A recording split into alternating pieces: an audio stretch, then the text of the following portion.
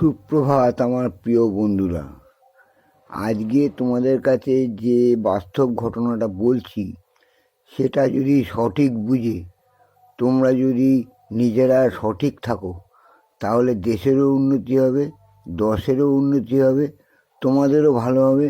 প্রত্যেকে তোমরা সঠিকভাবে জীবনযাত্রা করতে পারবে, তার সঙ্গে সমাজেরও প্রচুর উন্নতি হবে। আমি দুটো গল্পের মাধ্যমে এই সত্যতা সবার সামনে প্রকাশ করছি। তোমরা যত পারো এই ভিডিওটাকে শেয়ার করে দিয়ে ভাইরাল করে দাও, যাতে সবাই ভালোভাবে বুঝতে পারে এখন দেশের কি অবস্থা। সেই অনুযায়ী যাতে সবাই সচেতন হয়ে যায় এবং সেই মতো ব্যবস্থা করে তারা যেন নিজেরা সঠিক থাকে এবং সঠিক কাজ করে। বন্ধুরা, এবার শোনো আসল ঘটনাটা। একজন ভেড়া পালক ১,১১,১১১খানা ভেড়া পুষে একটা বড় ফার্ম তৈরি করেছিল ব্যবসার উদ্দেশ্যে। সে ভদ্রলোক কিন্তু ভেড়াদের কথাবার্তা বুঝতে পারত এবং ভেড়াদের ভাষাও বলে সে তাদেরকে বোঝাতে পারত। তার ওই রকম ঐশ্বরিক ক্ষমতা ছিল। ভেড়াদের ভাষায় সে কথাও বলতে পারত এবং ভেড়াদের ভাষা বুঝে সবাইকে সে সেই মতো নির্দেশ দিয়ে কাজ করাতে পারত। এত বড় তার ঐশ্বরিক ক্ষমতা ছিল। সেই ভেড়া পালক একদিন সেই ভেড়াদের বলছে যে তোমরা এই শীতে প্রচুর কষ্ট পাচ্ছ, শীতে ঠকঠক করে কাঁপছ।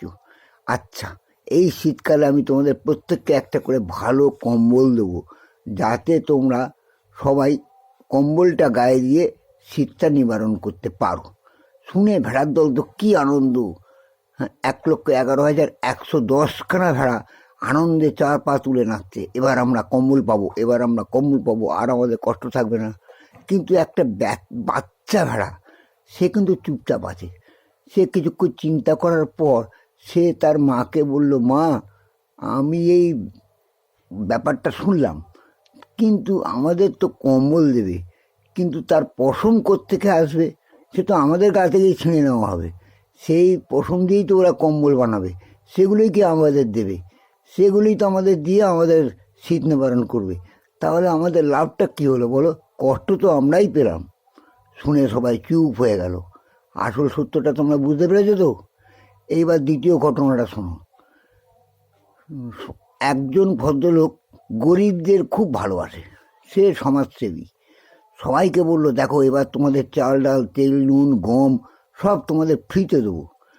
ফ্রিতে পেলে তোমরা সবাই, তোমাদের অভাব দূর হয়ে যাবে, ঠিকমতো খাদ্য খেতেও পারবে এবং তোমরা কোনো দিন আর খাদ্যাভাবে ভুগবে না। এই শুনে সবাই গরিবরা খুব হাত পা তুলে নাচছে। এবার আমরা ফ্রি পাবো, এবার আমরা ফ্রি পাবো, খাদ্য, চাল, ডাল সব কিছু ফ্রি পাবো, আমাদের আর কোনো খাদ্যের অভাব থাকবে না। কিন্তু সেই গরিবগুলো একবারও চিন্তা করলো না যে ওই চাল, ডাল, তেল, নুনগুলো কোত্থেকে আসবে। আরে তাদের ঘাড় ভেঙেই তো সেগুলো সব আদায় করবে। আমাদের উপর ট্যাক্স চাপবে, আমাদের উপর ভ্যাট চাপবে, বিভিন্ন রকমের সমস্ত কিছু ট্যাক্স চাপিয়ে দিয়ে আমাদের থেকেই ওরা আদায় করে নিয়ে আমাদেরকেই দেবে। তাহলে আমাদের তো দুর্দশা আরও বেড়ে গেল, তাই না কি বন্ধু? তোমরা সঠিকটা বুঝে নিয়ে তোমরা সেই মতো কাজ করো এবং এই ভিডিওটাকে ভাইরাল করো, যাতে সবাই বুঝতে পারে যে দেশের কি অবস্থা আর আমরা ভেড়ার মতো থেকে, নির্বোধের মতো থেকে আমরা কি কি কাজ করছি। আমার ইউটিউবটাকে তোমরা এক্ষুনি সাবস্ক্রাইব করো, তাহলে তোমরা অনেক ভালো ভালো জিনিস জানতে পারবে এবং অনেক ভালো ভালো ভিডিও পাবে। তোমরা সতর্কও হয়ে যাবে, বুঝলে? আগে এক্ষুনি এই ভিডিওটাকে ভাইরাল করো, যাতে সবাই বুঝতে পারে, দেশের লোক বুঝতে পারে যে তারা কি অবস্থায় আছে, বুঝলে বন্ধুরা?